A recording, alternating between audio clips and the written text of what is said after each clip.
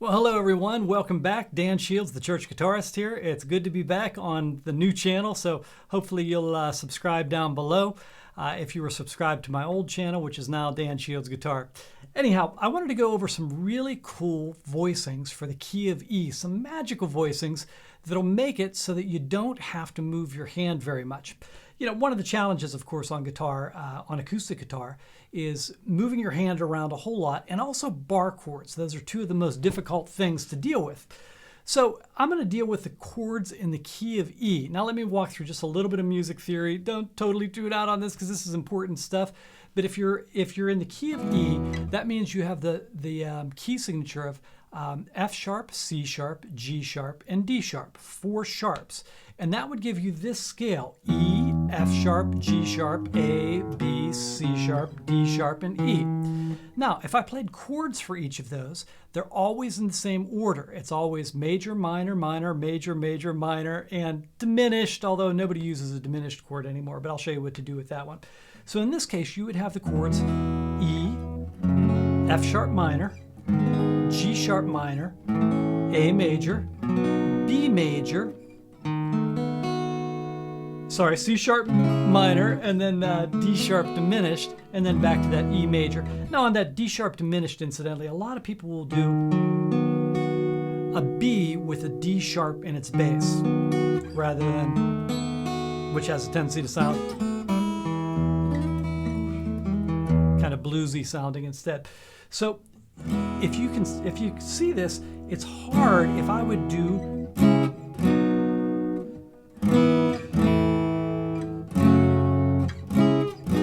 like that, gets really clunky. And the other thing about that is, anytime on acoustic guitar that you can, you want strings to ring and keep on ringing, sometimes even at the expense of the chord that's being played. And what I mean by that is, sometimes you'll have some notes in that chord that don't quite exactly fit in the chord, but because the human ear sort of picks that up as something that's repeating, it sort of tunes it out, and it makes it this really nice ringy type of thing. All right, so let's talk about the chords first of all.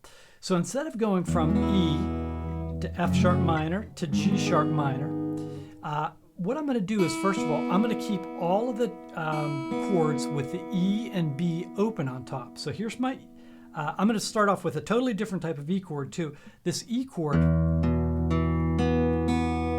you notice, has the B note in it there on my G string.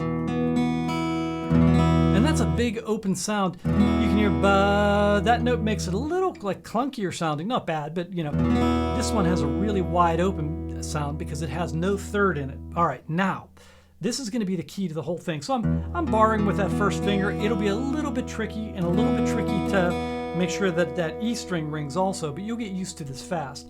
When I move to the F sharp minor chord, all I'm going to do is my second finger, third finger, fourth finger, open, open. Oh, it's a lovely chord. That's a beautiful sounding one, all right? The next chord, I'm not going to go to the G sharp minor, which a lot of people will skip the G sharp minor. They'll go to an E chord with the G sharp in the bass. So I would say the one chord with its 3 in the bass. One being E, 2, 3 with the G sharp in the bass. So I'm going to play this fingering. I'm going to do G sharp with my third finger. Then I'm going to skip the A string, but you've got to mute it. You don't want that on the bottom, of course. So I'm just going to hit it with my third finger, first finger on the note E on the D string, and fourth finger on the B note. And again, those 2 open strings on the top, which is the key to this whole thing. So I'm going to go here, F sharp minor, G sharp, E with a G sharp. Then for my A, I'm going to do like this.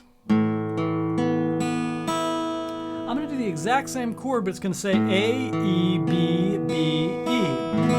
Lovely sounding. Then for B chord, I'm going to do B, F sharp, B, B, and E again. So it's like a power chord, but I've got those open ones. Make sure on both the A and the B chord you have that dead low E string. One of the most important things on playing acoustic is deadening strings that you're not playing. So if I was playing this A chord, for instance, like here, I'd kill that note with this finger. If I played it here, I might kill it with my middle finger. So just know that that's a really important thing. All right, so back to this. So E chord, F sharp minor,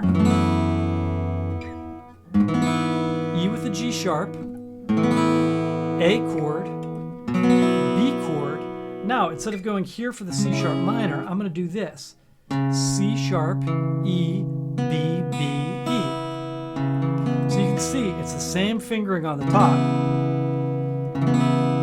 And then I don't really have a good one for the B with a D. Maybe I would D sharp. Maybe I would do that. I'm going to show you an example of something though that doesn't have that chord in it though. We're going to walk through. So we're going to take the song In Christ Alone. Now a lot of people would play that this way. In Christ alone, my hope is bound.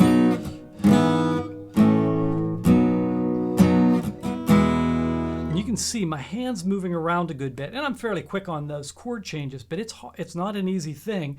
I know when I do sessions, you know, sometimes I can play a fast solo and it feels pretty easy, but I play like slow acoustic stuff and it feels like I am in the hot seat because every note needs to ring really well. All right, so watch instead what I'm going to do here. If I start off on the E chord, so the progression is this. In Christ alone, my C sharp minor, B, E with the G sharp, A, B, and then back to E. And if you try that, you'll find that it goes pretty quickly and it's a little bit hard to do, easier on piano than it is on guitar. But if I do it with this fingering here, so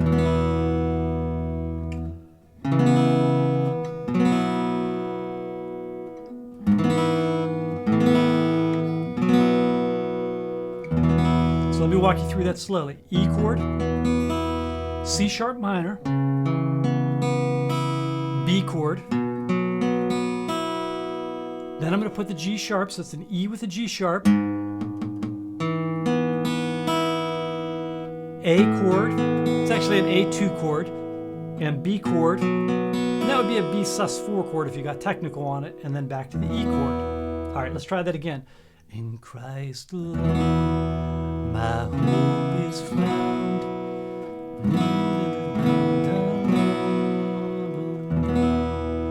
Back to the A chord. Same thing.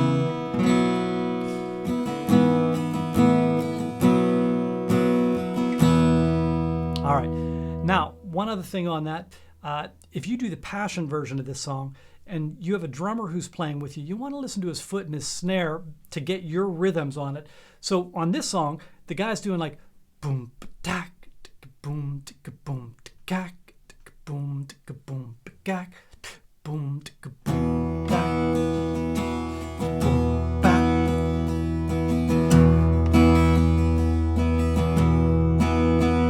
And if that's hard for you to do, you can just straighten it out. It's no problem. You can just keep it straight. But if you can put those little accents in, it really does help.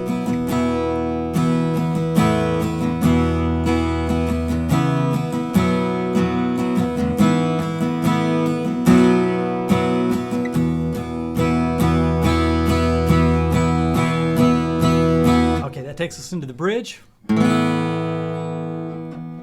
A, C sharp minor, B, same thing, E with the G sharp, A, C sharp, B. So again, like this.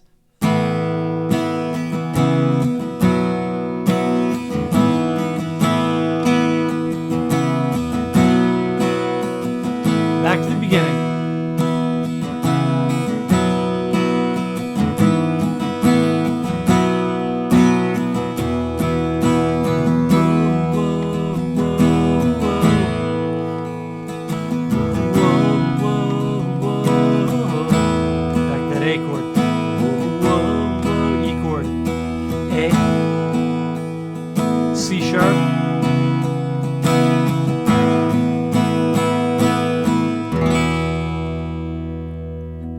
Now, just to say, that's not going to work for every song in the key of E that you do, but those are really great voicings and a really nice shortcut, and mostly if you play those voicings, they're going to mostly fit on most songs that you play in the key of E.